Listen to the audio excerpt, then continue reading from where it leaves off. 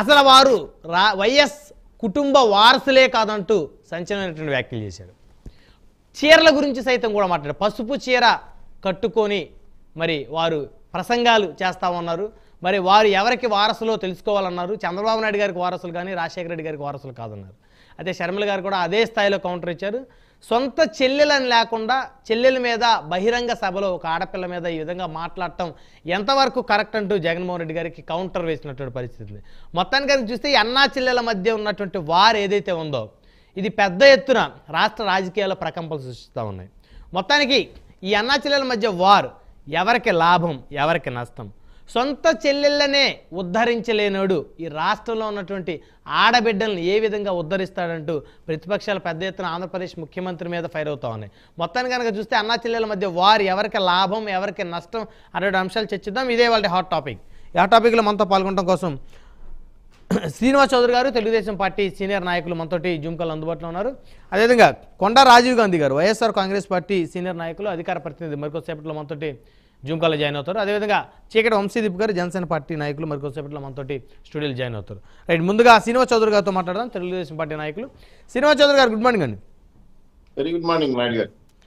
ఏంటండి అన్నా చెల్లెల మధ్య వారు ఎవరికి లాభం ఎవరికి నష్టం? నిన్న మొన్నటి వరకు ఇదేదో ఒక పొలిటికల్ స్టంట్ అనుకున్నారు చాలామంది, కానీ అది చిలికి చిలికి గాలివాన అయింది. ఇప్పుడు పెద్ద ఎత్తున మాటలు ముదిరాయి అన్నమాట.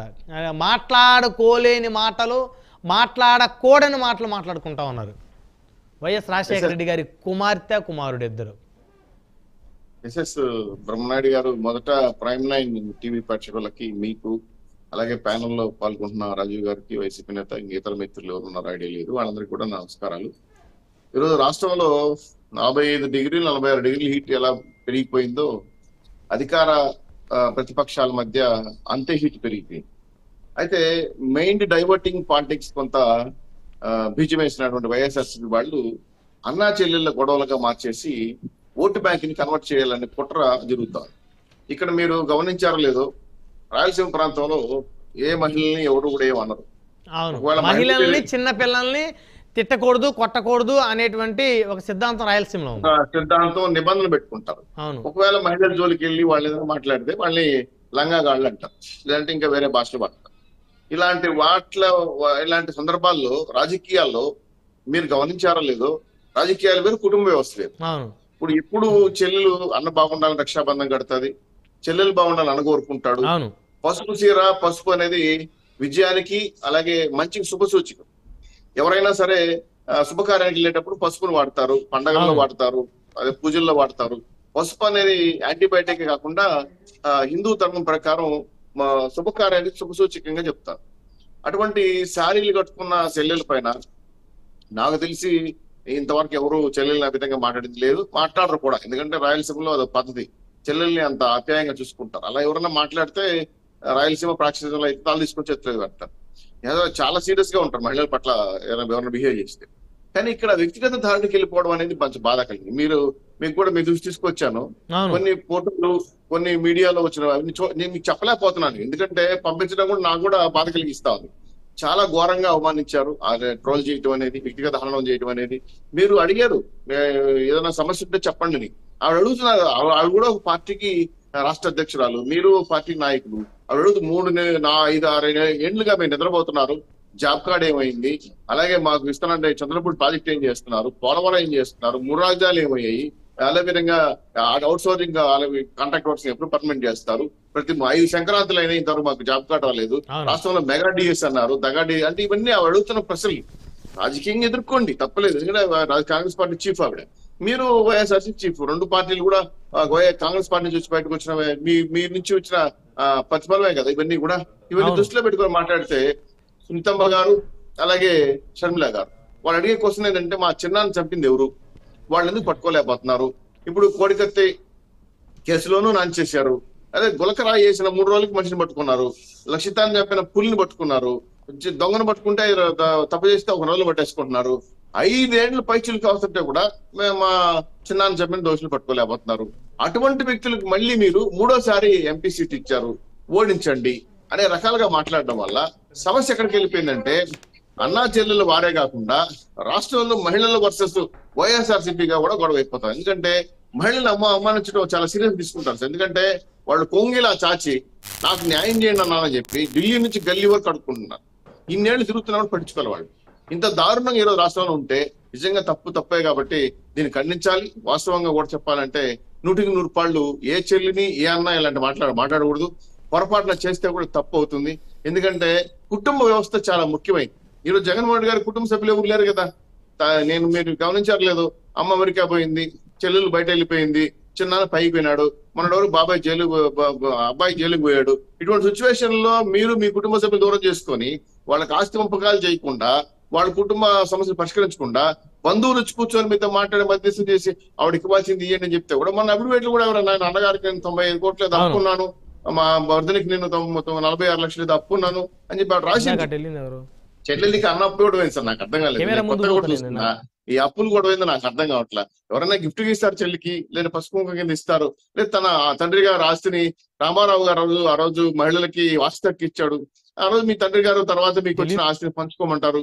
ఈ వీళ్ళైతే ఇంకో 10 పైసలు ఎక్కువ వేస్తారు చెల్లికి. ఎందుకంటే పసుపు కుంకుమ బాగుండాలని, ఆవిడ 10 మందిలో బాగుండాలని కోరుకునే వాళ్ళు అన్నైన వాళ్ళు వేస్తారు అక్కడికి. కాబట్టి ఇక్కడ అది కనపడకపోగా అప్పులు, ఆస్తులు, రాజకీయ వాదాలు పూర్తి స్థాయికి వెళ్ళిపోయి చివరికి వ్యక్తిగత హననం చేయడానికి పరిస్థితి ఏర్పడతాను. కుటుంబ సభ్య సమస్యల్ని రాజకీయాలు తీసుకురావడం కరెక్టా కాదు కదా. మీరు వ్యక్తిగతంగా ఎన్నైనా ఉన్నాయి సమస్యలు, మీ కుటుంబంలో పరిశీలించుకోండి. అమ్మగారిని అమ్మున్నారు కదా, ఆమె పిలవండి, కూర్చోండి, మాట్లాడి పరిష్కరించండి. అంతేగాని ఈరోజు ఆవిడ అడుగుతున్న ప్రశ్నలకి రాష్ట్రంలో 5 ఏళ్ళు పరిపాలన చేశారు, ఏమి సాధించారని చెప్పలేకపోతున్నారు. ఒకసారి కూడా ప్రశ్న మీరు పెట్టలేకపోతున్నారు.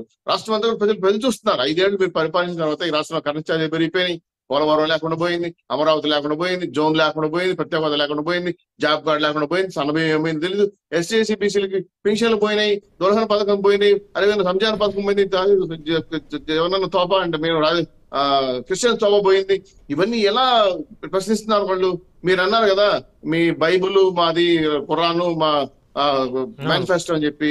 ఇప్పుడు ఆ బైబుల్, ఖురాను ఏమయ్యాయి? భగవద్గీత అడుగుతున్నారు కదా. నచ్చిన నవరత్నాలన్నీ దానిలో పొందుపరిచారు. మధ్య నిమిషం పోయా, జాబ్ కార్డు పోయా, ఫ్రీ హౌసెస్ పోయా, కరెంట్ ఛార్జీలు పెంచేశారు. జాబ్ కార్డుతో పాటు మీరు అన్ని విషయాలు కూడా ఇసుక ఫ్రీ అని అదేవిధంగా అనేక అంశాలు ప్రస్తావిస్తున్నారు కదా. ఇప్పుడు చెల్లెలు గారు మాట్లాడేటప్పుడు మీ అధికార పార్టీ నాయకులు ఆవిడ మాట్లాడేటప్పుడు ఆ భాష పద్ధతిగా మాట్లాడడం, ఒకవేళ మీ చెల్లెలు ఆవిడ మీ వేరే పార్టీ అధ్యక్షులు కనబడవచ్చు, కానీ మహిళల్ని గుర్తించే పద్ధతి మాత్రం ఇది కరెక్ట్ కాదు.